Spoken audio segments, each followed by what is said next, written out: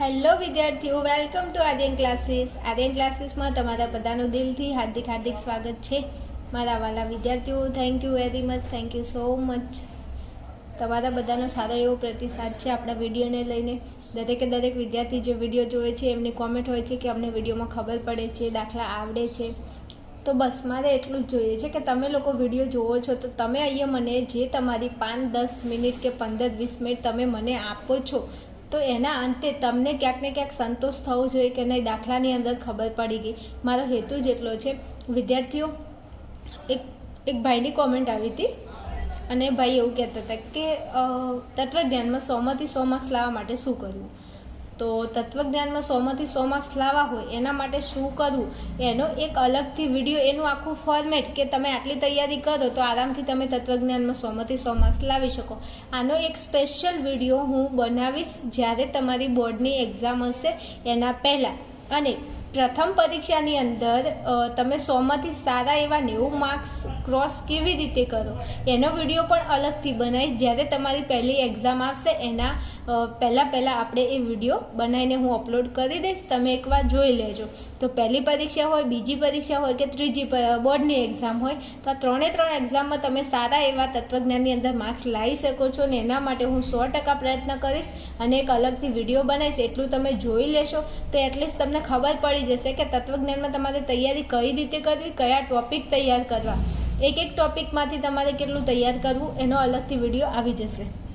Okay, ચાલો આપણે ભણીએ છીએ અનુમાનના નિયમો. ધોરણ 12 તત્વજ્ઞાનમાં ચેપ્ટર 3 અનુમાનના નિયમો. અને આ અનુમાનના નિયમોની અંદર આપણે મનોયત્ન 3.1નો પ્રશ્ન નંબર 4 અને એમાં આજે આપણે દાખલા નંબર 13 જોવાના છીએ. વિદ્યાર્થીઓ, આ મોસ્ટ આઈએમપી દાખલો છે અને પરીક્ષામાં પૂછાઈ ગયેલો દાખલો છે અને એકદમ ઇઝી, એટલે ઇઝી દાખલો છે. એટલો ઇઝી દાખલો છે, તમે ખાલી આખો વિડીયો વોચ કરશો તો તમને જાતે ખ્યાલ આવી જશે કે આમાં કંઈ છે જ નહીં. જો તમે મારા વિડીયો રેગ્યુલર જોયા હોય તો તમને આ દાખલાની અંદર એવું લાગશે કે દાખલો એકદમ ઇઝી છે અને ફટાફટ આવડી જાય એવો છે. ચલો દાખલા નંબર 13 ઉપર જઈએ. અહીંયા તમને એક રૂપલક્ષી સાબિતી રચીને સિદ્ધ કરવાની છે. વાંધો નહીં, 13 દિવસથી 13 દાખલો 13મા નંબરનો દાખલો આવ્યા છે. આગળના આપણે જે 12 દાખલા જોયા એમાં અમે આ જ કર્યું છે અને આમાં પણ આપણે એ જ કરવાનું છે. જ્યારે તમારે રૂપલક્ષી સાબિતી રચીને સિદ્ધ કરવાની હોય તો સૌથી પહેલા કદમ ક્યાં लिया જાય? सबसे पहले क्या किया जाए? मार दिया जाए या छोड़ दिया जाए? मारना नहीं है, छोड़ना नहीं है, इसे सॉल्व करना है. चलो सॉल्व कैसे करते हैं देखते हैं. गुजराती के साथ हिंदी फ्री में मिलेगा वीडियो में. ओके चलो આગળ. અહીંયા જો આ વિધાન આપેલું છે તમને, તો કે હા આપેલું છે. હવે આ આખા વિધાનને આપણે અહીંયા ફલિત કરવાનું છે. મતલબ આ જેવું વિધાન છે ને એવું સેમ ટુ સેમ, કેવું સેમ ટુ સેમ વિધાન તમારે અહીંયા ફલિત કરવાનું છે. આનું કોપી પેસ્ટ અહીંયા તમારે કરવાનું છે. પણ અહીંથી ઉપાડીને અહીંયા મૂકો એવી રીતે નહીં. તો કેવી રીતે? અનુમાનના નિયમો અને તેના રૂપનો ઉપયોગ કરીને અને આ 1, 2 અને 3 આધાર વિધાનનો ઉપયોગ કરીને આપણે આ વિધાન ફલિત કરવાનું છે. તો કંઈ વાંધો નહીં. હવે બીજું એક વસ્તુ સમજાય તો આ પીનો મતલબ શું થાય? આધાર વિધાન. પાણી પી નહીં, પીનો મતલબ આધાર વિધાન. અમુક બીજું કંઈક સમજતા હશે, પી નથી. પણ અહીંયા આ 1, 2 અને 3 શું છે? આધાર વિધાનો છે. આ 3 આધાર વિધાનોનો ઉપયોગ કરો, અનુમાનના નિયમોનો ઉપયોગ કરો અને છેલ્લે આ વિધાન તમે નિષ્પન્ન કરો. કંઈ વાંધો નહીં, કરીએ. હવે વિદ્યાર્થીઓ, જ્યારે આપણે આ વિધાનને નિષ્પન્ન કરવું હોય ત્યારે સૌથી પહેલાં તમને જેટલું મોટું વિધાન આપ્યું, નાનું વિધાન આપ્યું, સૌથી પહેલાં અહીંયા જોવાનું. સૌથી પહેલાં અહીંયા વિધાન કયું છે? તો કે એફ વિધાન. તો આપણે ગમે તે કરવું પડશે. એફ વિધાનને લાવવું પડશે, હા લાવવું પડશે. જી વિધાનને લાવવું પડશે, હા લાવવું પડશે. આરને લાવવું પડશે, હા. ઈને લાવવું પડશે, હા. હવે આ એકલું વિધાન છે એટલું સારું છે. કેમ કે અહીંયા સમુચયનો નિયમ છે. તો જો પહેલાં એફ આવી જાય, જી આવી જાય, આર આવી જાય ને ઈ આવી જાય, તો આ બધાને જેમ કીધું છે એમ સમુચયથી જોડવાનું છે. અને સમુચયનો એક નિયમ છે, તમને ખબર છે, કંજનો નિયમ. જો અહીંયા તમારે જે વિધાન ફલિત કરવાનું હશે ને એ તમને એમાં કંજનો નિયમ જ આપ્યો છે અને એક બીજો વિકલ્પનો નિયમ, એડનો નિયમ. આ 2 નિયમો સૌથી વધારે અહીંયા હોય છે. એટલે વધારે કોઈ જફામારી હોતી નથી. કંજનો નિયમ તમને યાદ હોય તો એનું રૂપ આપણને ખબર છે કે PQ હોય તેથી પી સમુચયને ક્યુ થાય. મતલબ જો એફ એકલો હોય, જી એકલો હોય તો પછી એફ અને જીને સમુચયથી જોડી દેવાના. આવી રીતે આ કંજનો નિયમ અને એનું રૂપ છે. વિદ્યાર્થીઓ, જે કોઈ પણ વિદ્યાર્થી ફર્સ્ટ વાર આ દાખલો જોતા હોય, આગળના એક પણ દાખલા ના જોયા હોય, તો આ દાખલો જુઓ એના પહેલાં બીજા આગળના દાખલા જોઈ લેજો, કારણ કે એમાં મેં સ્ટેપ બાય સ્ટેપ ધીરે ધીરે શાંતિ સમજાવ્યું છે. ચલો, આ કંજનો નિયમ છે. આ નિયમના આધારે આપણે આ વિધાનને ફલિત કરવાનું છે. કયો નિયમ? કંજનો નિયમ. એમાં પી વિધાન લાવવાનું, ક્યુ વિધાન લાવવાનું. જો પી ક્યુ વિધાન આવી જાય તો તેને તમારે સમુચયથી જોડી દેવાનું. આગળ પી વિધાન મૂકવાનું, પાછળ ક્યુ વિધાન. હવે અહીંયા એફ છે, જી છે, આર છે, આ બધાને આપણે સમુચયથી જોડવાના છે. આ જેમ કીધું એ રીતે જોડવાના છે. ચલો આ સાઈડ આવો. સૌથી પહેલાં મારે એફની જરૂર પડશે અને જીની જરૂર પડશે, કારણ કે એફ અને જીને સમુચયથી જોડવાના છે. હવે એફ લાવશું અને જી લાવશું. અહીંયા નજર કરો, આ બાજુ આવો. હવે અહીંયા 3 વિધાનો છે, આધાર વિધાનો. આપણે અહીંયા જીની જરૂર છે, તો જો જી તો આપેલો છે, એકલો જી છે અહીંયા, તો અહીંયા એકલો જી આપેલો છે, તો આપણે જરૂર કોની પડશે? એફની. જો એફ આવી જાય તો એફ અને જીને હું સમુચયથી આવી રીતે જોડી શકું. જી તો છે જ, આપણે એફ લાવવાનો છે. તો એફ તમને આ 3 આધાર વિધાનોમાંથી એફ તમને કઈ જગ્યાએ દેખાય છે? તો કે મને બીજા નંબરના આધાર વિધાનમાં આ રહ્યું, જો આપણો એફ આપણને દેખાય છે. હવે આપણી જોડે એક નિયમ છે, એક કંજનો નિયમ છે અને એક સિમ્પનો નિયમ છે, જેમાં સમુચય આવે છે. જો આ એફ છે એના આગળ સર્વોપરી કારક કયું છે? તો કે સમુચય. હવે સમુચયને લગતો અનુમાનનો નિયમ કયો છે? તો કે સિમ્પનો નિયમ. અને તેનું રૂપ શું થાય છે? તો કે પી સમુચય ક્યુ. તમારે જરૂર હોય તો આ પી સમુચય ક્યુ છે, જો અહીંયા આ પી એટલે ઈ, સમુચયનું સમુચય, એફ એટલે આ ક્યુ. હવે તમારે પીની જરૂર હોય, મતલબ પીની જરૂર હોય તો તમે ઈ વિધાન નીચે ઉતારો, એફની જરૂર હોય તો ક્યુ વિધાન નીચે ઉતરે. રેડી? હવે આપણે અહીંયા પીએ નીચે નિષ્પન્ન કરી શકીએ અને ક્યુ પણ નિષ્પન્ન કરી શકીએ. જો તમારે પીની જરૂર હોય તો પી નિષ્પન્ન કરો, ક્યુની જરૂર હોય તો ક્યુ નિષ્પન્ન કરો. હવે આ બાજુ આવી જાઓ. આપણે આ ઈ સમુચય એફ, આ ઈ એટલે આપણું પી વિધાન, સમુચયનું સમુચય, એફ એટલે આપણું ક્યુ વિધાન. હવે આપણે ક્યુ વિધાનની જરૂર છે કે પી વિધાનની? તો આપણે એફની જરૂર છે. એફ કોની જગ્યાએ છે? ક્યુના જગ્યાએ. તો આપણે ક્યુ વિધાનની જરૂર છે. તો આપણે ક્યુ વિધાનને નિષ્પન્ન કરીશું. તો ક્યુ વિધાનમાં આપણો કોણ છે? એફ છે. તો અહીંયા આપણે ચોથા નંબરે આપણે એફ વિધાનને નિષ્પન્ન કરી શકીએ? તો કે હા, કરી શકીએ. કેમ? આપણે એફની જરૂર હતી, તો આપણે એફને હાલ ઉતાર્યો. આપણે ઈની જરૂર છે, પણ ઈની જ્યારે જરૂર પડશે ત્યારે આપણે ઈને પણ નિષ્પન્ન કરીશું. હાલ આપણે કોની જરૂર છે? એફની. ને એફ અહીંયા છે, અને એફની આગળ સર્વોપરી કારક છે સિમ્પ. અને સિમ્પનો નિયમ થાય છે એનું રૂપ થાય છે પી સમુચય ક્યુ, તેથી પી સમુચય ક્યુ, તેથી ક્યુ. તમારે પીની જરૂર હોય તો પીને નીચે નિષ્પન્ન કરો, ક્યુની જરૂર હોય તો ક્યુને નિષ્પન્ન કરો. મારે એફની જરૂર છે, એફ કોની જગ્યાએ છે? ક્યુની જગ્યાએ. તો હું એફને નિષ્પન્ન કરી શકું? હા, કરી શકો. હવે આ એફ આપણે અહીંયા નિષ્પન્ન કર્યો છે, પણ ઉપરના 3માંથી કયા આધાર વિધાનમાંથી? તો કે બીજા નંબરના આધાર વિધાનમાંથી. તો લખો બી. અને અહીંયા તમે લખશો નિયમ આપણે કયો વાપર્યો અનુમાનનો? તો કે સિમ્પનો નિયમ. તો અહીંયા લખો સિમ્પ. ચલો, આપણું કામ આટલું થઈ ગયું. ઓકે. હવે આ બાજુ જેમ જેમ વિધાનો નિષ્પન્ન કરો અહીંયા જોતું ધ્યાન, કારણ કે અહીંયા જે વિધાન નિષ્પન્ન કરવાનું છે એના આધારે તો આપણે અહીંયા વિધાનો નિષ્પન્ન કરવા પડશે ને. ચલો, એફની જરૂર હતી, એફ આવી ગયું. જીની જરૂર હતી, જી આવી ગયું. હવે એક કંજનો નિયમ છે કે તમે પી વિધાન ક્યુ વિધાનને તમે સમુચયથી જોડી શકો. આ રહ્યું, જો પી ક્યુ, તેથી પી સમુચય ક્યુ. હવે એફ જી, તેથી એફ સમુચય જી, એમ જોડી શકો. જો અહીંયા આપેલો છે આ પી વિધાન, જો આ નિષ્પન્ન કરેલું વિધાન છે પી સમુચય ક્યુ. તો અહીંયા જો આ પી એટલે આપણો એફ, અહીંયા સમુચય છે, સમુચયનું સમુચય, ક્યુ એટલે આપણો જી. તો ઉપર એફ અને જી હોવું જોઈએ? તો કે હા, હોવું જોઈએ. તો જો અહીંયા આ એફ છે ને આ જી છે. તો આપણે હવે આને શું કરીશું? આ વિધાનના આધારે નિષ્પન્ન. સૌથી પહેલાં શું લીધું છે? એફ. બીજું, વિદ્યાર્થીઓ, અહીંયા તમને જે વિધાન આપ્યું હોય ને એ રીતે જ તમારે ક્રમમાં લેવાનું. અહીંયા ક્રમ નહીં જોવાનું કે અહીંયા પહેલાં જી છે તો હું જી લઉં, પછી એફ છે તો એમ નહીં. અહીંયા જે વિધાન તમારે નિષ્પન્ન કરવાનું છે ને અહીંયા જે વિધાન જે રીતે આપેલું હોય તમારી રીતે લેવાનું. અહીંયા પહેલાં કોણ છે? એફ છે. તો હું અહીંયા લખશું એફ. પછી કોણ છે? સમુચય. તો મૂકો સમુચય.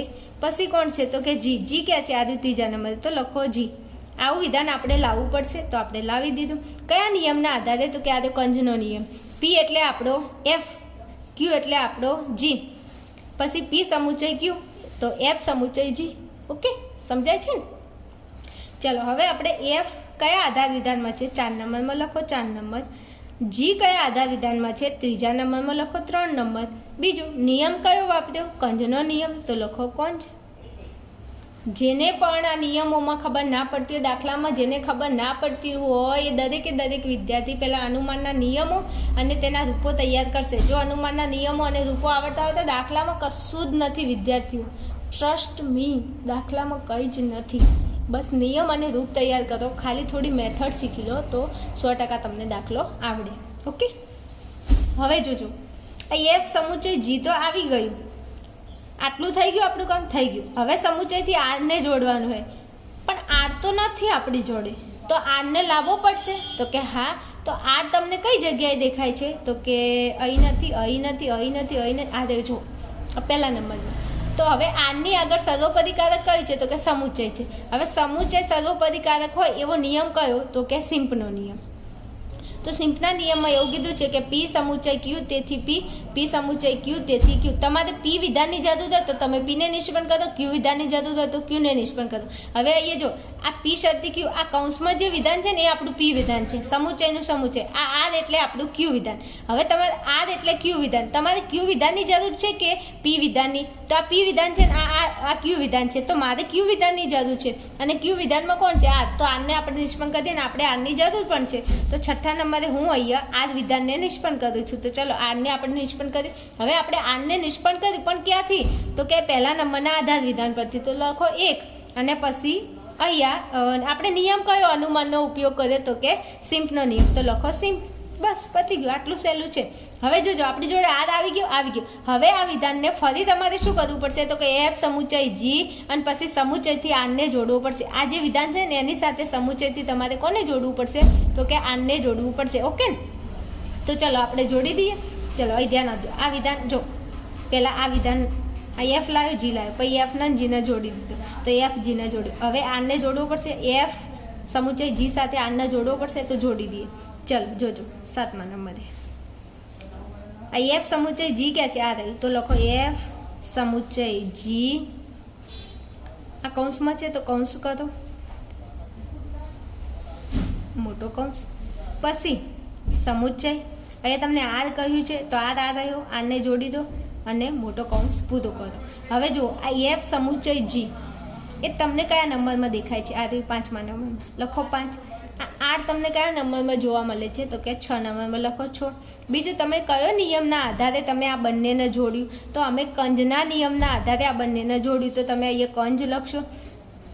આ વિધાન કેવી રીતે આવ્યું મારા વાલા વિદ્યાર્થીઓ? તો જો આ એફ સમુચય જી એટલે આપણું પી વિધાન, કંજના નિયમ પ્રમાણે સમજાવું છું. એફ સમુચય જી એટલે આપણું પી વિધાન, આર એટલે આપણું ક્યુ. હવે કંજનો નિયમ એમ કહે છે કે આ પી ક્યુ અલગ અલગ છે ને એને તમે ભેગું કરો અને વચ્ચે કંજ મૂકો. તો પી વિધાનમાં આપણું કયું વિધાન હતું? એફ સમુચય જી. તો જો એફ સમુચય જી પછી સમુચયનો સમુચય અને ક્યુ એટલે આપણું આર વિધાન. પી ક્યુ અલગ અલગ હતું એને આપણે ભેગું કર્યું અને વચ્ચે શું મૂકી દીધું? તો કે કંજ. ઓકે, સમુચય મૂકી દીધું. ચલો આગળ જો. હવે આટલું થઈ ગયું. હવે જો આપણે આટલું કામ પતાવ્યું. હવે સમુચય કરીને ઈને જોડવાનું છે. તો સમુચય કરીને ઈ જોડો એના પહેલાં તમારે ઈને લાવવું તો પડશે ને? તો કે હા, અમારે ઈ લાવવું પડશે. તો 8મા નંબરે આપણે કોને લાવશું? તો કે ઈને લાવશું. હવે 8મા નંબરે ઈને લાવવા માટે તમે ઈ વિધાન તમને કઈ જગ્યાએ દેખાય છે? તો અહીં નથી, અહીં નથી, અહીં નથી, અહીં નથી, અહીં નથી. આ રહી જો બીજા નંબર દેખાય છે. હા, હવે ઈ અહીંયા છે તો અહીંયા સર્વોપદીકારક કોણ છે? સમુચય. જો સમુચય સર્વોપદીકારક હોય તો તમે કયો નિયમ અહીંયા જોશો? તો કે સિમ્પનો નિયમ. અને સિમ્પના નિયમમાં કહ્યું છે કે પી સમુચય ક્યુ હોય તો તમે ક્યુ વિધાનની જરૂર હોય તો ક્યુને નિષ્પન્ન કરો અને પી વિધાનની જરૂર હોય તો પીને નિષ્પન્ન કરો. હવે આમાંથી જો ઈ સમુચય એફમાંથી આપણે એફ તો નિષ્પન્ન કર્યો તો આપણે એફની જરૂર હતી, પણ હવે આપણે એફની જરૂર નથી. આપણે કોની જરૂર છે? ઈની જરૂર છે. તો ઈ એટલે આપણું પી વિધાન. તો પી વિધાન એટલે ઈને આપણે અહીંયા નિષ્પન્ન કરી શકીએ? તો કે હા, કરી શકીએ 100%. તો ઈ વિધાનને આપણે શું કર્યું? નિષ્પન્ન કર્યું. બીજું કયા નિયમના કયા આધાર વિધાન પરથી? તો કે બીજા નંબરના. નિયમ કયો આપણે લગાડ્યો? તો કે સિમ્પનો નિયમ. તો લખીશું અહીંયા સિમ્પ. ઓકે, ચલો. ઈ વિધાનમાં આપણે શું કર્યું? તો કે બીજા નંબરના આધાર વિધાન ઉપરથી સિમ્પનો નિયમ લગાડી અને આપણે ઈ વિધાનને નિષ્પન્ન કર્યું. હવે આપણે ઈની જરૂર હતી. ઈ આવી ગયો? તો કે હા, આવી ગયો. હવે ઈ આવી ગયો હોય તો આપણે આ આખા વિધાન સાથે ઈ વિધાનને સમુચયથી જોડીશું. તો આ આખા વિધાનને સમુચયથી ઈ વિધાનને આપણે જોડી દઈશું. ચાલો, તો 9મા નંબરમાં શું કરીશું? તો જો આ આખું વિધાન ક્યાં છે? એફ સમુચય જી સમુચય આર ક્યાં છે? તો કે આ રહ્યું એફ સમુચય જી સમુચય આર. તો લખો અહીંયા કૌંસમાં